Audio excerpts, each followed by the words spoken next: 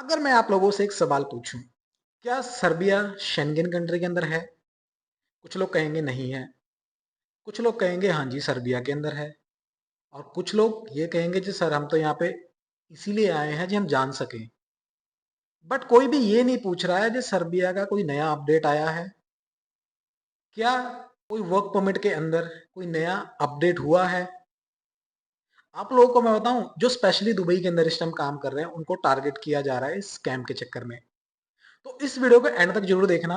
मैं आप लोग को नए अपडेट के बारे में बताऊंगा और ये बताऊंगा जो दुबई वालों के साथ ऐसा कौन सा स्कैम हो रहा है। फैक्ट नंबर वन, अप्रैल 2026 की सबसे बड़ी अपडेट। जितने भी यूरोप के बॉर्डर हैं, जो शेंगन के बॉर्डर्स हैं यूरोप के साथ लगते हैं, वहां पे सिक्योरिटी सिस्टम अप्लाई कर दिया गया है जिसे बोलते हैं ईईएस, एंट्री एग्जिट सिस्टम। अब अगर आप किसी भी नॉन शेंगन कंट्री में जा रहे हो और आप सोच रहे हो वहां से हम शेंगन कंट्री के अंदर ट्रेवल करके आए, तो पहले क्या होता था जब वहां पे स्टैंप लगता था। अब कई बार वो स्टैंप फेड हो जाता था, जिससे जितने भी वहां पे बॉर्डर के ऊपर बंदे होते थे पता नहीं लगता था जी ये ओवर स्टे है या नहीं है, उसको वैसे ही पास कर देते थे। बट अब आप जब भी शेंगन कंट्री के अंदर ट्रैवल करने जा रहे हो तो आपका फेस स्कैन होएगा, आपके आई स्कैन होंगे, आपके फिंगरप्रिंट लगेंगे, मतलब सब कुछ ऑटोमेटिक होएगा और ये पता लग जाएगा आपने कब एंट्री ली है, कब एग्जिट ली है। अगर आप ओवर स्टे हो तो उसका फाइन लगेगा। तो इस चीज का आप लोगों को बड़ा ध्यान रखना पड़ेगा, क्योंकि बहुत से लोग यही सोच के जाते हैं जी वहां पे हम एज ए वर्क परमिट पे चले जाते हैं और वहां से हम शेंगन कंट्रीज के अंदर एक दो बार ट्रैवल करके वापस आ जाएंगे, या हम कुछ टाइम बाद आ जाएंगे या वहीं स्टे कर लेंगे, तो हमारा जो होएगा एक रिकॉर्ड अच्छा बन जाएगा। बट इसीलिए ये सिस्टम लगाया गया है क्योंकि कई सारे लोग ऐसे हैं जो नॉन शेंगन कंट्रीज से शेंगन कंट्रीज में जा तो रहे हैं बट वहां से वापस नहीं आ रहे हैं। तो इससे क्या हो रहा है जी उनका एक रिकॉर्ड यहाँ पे ऑटोमेटिक फीड हो जा रहा है, जिससे उनको पता लगता है जी कौन बंदा गया है और कौन बंदा वापस आया है, कौन बंदा ओवर स्टे है। बट जो ओवर स्टे हो रहे हैं, जो वापस नहीं आ रहे हैं, वो परमानेंटली बैन कर दिए जा रहे हैं। तो इस चीज का आप लोगों को पहले से ही अपडेट मैं दे देता हूँ, वो बैन हो जा रहे हैं। तो कल को आप शेंगन कंट्रीज के अंदर अगर वर्क अप्लाई कर रहे हो तो आपका रिकॉर्ड पहले से ही खराब है तो आपको वीजा नहीं मिलेगा। या आप ऑलरेडी शेंगन कंट्रीज में जाके किसी एम्प्लॉयर के थ्रू अपना वर्क परमिट भी लगवा रहे हो और आपने प्रॉपर वीजा नहीं लिया है, आप सिर्फ टूरिस्ट पे आए हो, तो भी आपका वीजा नहीं लगेगा। ये कोई भी आप लोगों को नहीं बताने वाला। फैक्ट नंबर टू, जो दूसरा अपडेट है वो हमारे वर्क परमिट को ही लेके है, जिसपे हम वीजा डी के ऊपर जाते हैं, जो जिसपे हम वर्क पे ही जाते हैं नॉर्मली। तो पहले क्या होता था जी, पहले जितने भी एम्प्लॉयर्स होते थे वो खुद ऑफर लेटर निकाल के दे देते थे जितने भी दुबई के अंदर बंदे काम कर रहे हैं, वो इजी होता था। बट यहाँ पे रूल चेंज हो गया है। अब जितने भी एम्प्लॉयर्स हैं पहले उनको कंफर्मेशन लेनी पड़ेगी नेशनल एम्प्लॉयमेंट सर्विस से।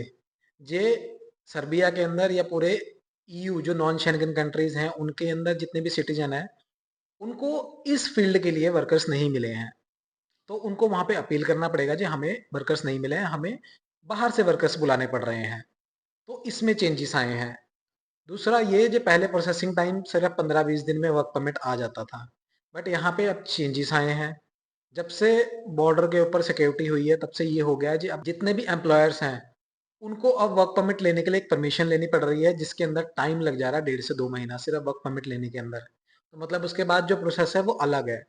मतलब अब 3 से 4 महीने लग रहे हैं टाइम, तो ये आपको कोई नहीं बताएगा। अगर कोई भी एजेंट आपको ये बोलता है जी मैं 15 से 20 दिन के अंदर तेरे को वर्क परमिट निकाल दूंगा, तो वो अभी जो पुरानी इन्फॉर्मेशन थी, पुराना सिस्टम था, वो उसी को लेकर चल रहा है, तो आपका वीजा रिजेक्ट हो सकता है। तो इस चीज को आपको बड़ा ध्यान रखना है। फैक्ट नंबर थ्री, जो तीसरा अपडेट है वो ये है, वो तुम्हारे अच्छे के लिए ही है। पहले जो सर्बिया के अंदर सैलरी होती थी 500 550 यूरो होती थी बेसिक सैलरी। बट अब यहाँ की जो गवर्नमेंट है उसने इसको इंक्रीज किया है, मतलब सैलरी में बढ़ाने के लिए बोला है। जो पहले 500 सैलरी होती थी अब वो 550 हो जाएगी, जिनकी 550 होती थी वो 600 यूरो सैलरी मिलेगी। मतलब अब सैलरी ज़्यादा मिलेगी, कहने का मतलब ये है। अब वो पहले वाला सैलरी नहीं रहा है, अब सैलरी बढ़ चुकी है। बट वही है जो सर्बिया की जो सैलरी है ना वो दुबई से कम है। मतलब दुबई में जो लोग हैं वो सर्बिया से ज़्यादा अर्न कर रहे हैं। सर्बिया लोग इसीलिए जा रहे हैं क्योंकि वहां से वो लीगली तरीके से शेंगन कंट्रीज में जाके अपना सेटल्ड हो सके। या कई लोग ऐसे हैं जो वो कहते हैं कि हम सर्बिया में ही सेटल होना चाहते हैं क्योंकि वो कंट्रीज अच्छी हैं। दुबई में मानता हूँ सेटल होना थोड़ा मुश्किल है और लाइफ भी थोड़ी मुश्किल है, बट सर्बिया के अंदर ईजी है, तो लोग ट्राई कर रहे हैं या तो वो सर्बिया में ही सेटल्ड हो जाए या वहाँ से शेंगन कंट्रीज के अंदर जाके सेटल्ड हो जाएं। फैक्ट नंबर 4 जो चौथी अपडेट है वो ये अपडेट है, जो लोग पहले टूरिस्ट वीज़ा पे सर्बिया जाके अपना वहाँ पे काम कर लेते थे छुप के इलीगली, पहले की जो वहाँ की फोर्स थी वो इतना स्ट्रिक्ट नहीं थी, वो इतना ध्यान भी नहीं देती थी। बट अब रूल्स जैसे जैसे चेंज हो रहे हैं, अब जो भी टूरिस्ट वीज़ा पे वहाँ जाके काम कर रहे हैं, अब ज़्यादातर वहाँ की जो फोर्स है वो बहुत ज़्यादा डीपली चेक कर रही है जो कहाँ कहाँ पे कौन कौन काम कर रहा है, और चेकिंग बहुत ज़्यादा हो रही है। तो इन केस अगर आप पकड़े जाते हो तो सीधा आप डिपोर्ट हो जाओगे। दूसरा, आप लाइफ टाइम के लिए बैन हो जाओगे। तीसरा, शेंगन कंट्रीज के अंदर भी आपका रिकॉर्ड जाएगा, क्योंकि अब सारा कुछ डिजिटली हो गया है। तो शेंगन कंट्री के अंदर वीज़ा मिलना भी थोड़ा सा मुश्किल हो जाएगा। तो ये चीज़ बड़ा ध्यान रखना अब अगर आप टूरिस्ट वीज़ा पे जाके वहाँ पे काम करने की सोच रहे हो तो। अब हम आते हैं जो दुबई वाले जितने भी वर्कर्स हैं उनके साथ स्कैम क्या हो रहा है। देखो, अभी जो लेटेस्ट स्कैम हुआ है वो ये हुआ है, वहाँ के एक एजेंट ने एक बंदे को प्रॉपर मतलब एक ऑफर लेटर दिया है जिसके ऊपर स्टैंप भी था, साइन भी थे। अब इसमें उसने चालाकी पता क्या की है, जब ऑफर लेटर आया ना तो बंदा खुश हो गया, उसने कहा जी ऑफर लेटर पे आपको कुछ अमाउंट देनी पड़ेगी, उसने दी अमाउंट। दूसरा, उसने जब अपॉइंटमेंट ले ली, अपॉइंटमेंट लेने के लिए कोई ऑफर लेटर दिखाने की जरूरत नहीं होती है। अपॉइंटमेंट ली और उसने बोला तेरी अपॉइंटमेंट हो गई, तेरे को यहाँ भी कुछ अमाउंट देनी है। उसने सेकंड इंस्टॉलमेंट भी दे दी। अब हुआ क्या है, वहां जाके उसने अपना ऑफर लेटर लगाया, वर्क परमिट लगाया, और वहां से फाइल होगी उसकी रिजेक्ट। अब उसको तो उसके दिमाग में तो यही था कि मेरा तो यार सही प्रोसेस चला है पूरा, तो ये रिजेक्ट क्यों हो गई। बट उसको यही नहीं पता कि उसका ऑफर लेटर फेक था और उसका जो परमिट है वो भी फेक था। तो कोई भी दुबई के अंदर आप लोगों को ये बोलता है ना, जो इंस्टॉलमेंट वाइज पेमेंट लगेगी, तो उसको मना कर दो। क्योंकि सबसे पहली बात, जो सर्बिया के एम्प्लॉयर्स हैं वो कोई पैसा नहीं लेते हैं अपना वर्क परमिट देने के लिए। दूसरा, ऑफर लेटर भी फ्री में आता है। जब तक आपके हाथ में वीज़ा नहीं आ जाता है तब तक आप लोगों ने कोई पैसा नहीं देना है। एम्बेसी फीस जो है वो बहुत कम है। अगर इंडिया के हिसाब से बात करूँ तो 5 से 8 हज़ार की फीस है सिर्फ एम्बेसी फीस, इससे ज़्यादा नहीं है। अगर एजेंट ज़्यादा भी बोलता है तो उसको बोलो जी मैं एम्बेसी फीस दे दूंगा सिर्फ, इससे ज़्यादा पैसे नहीं दूंगा। तीसरा, मैं आप लोगों को नीचे ना लिंक दे देता हूँ जहाँ से आप लोग वेरीफाई कर सकते हो अपना वर्क परमिट, क्योंकि उसके ऊपर कंपनी का नाम लिखा होता है।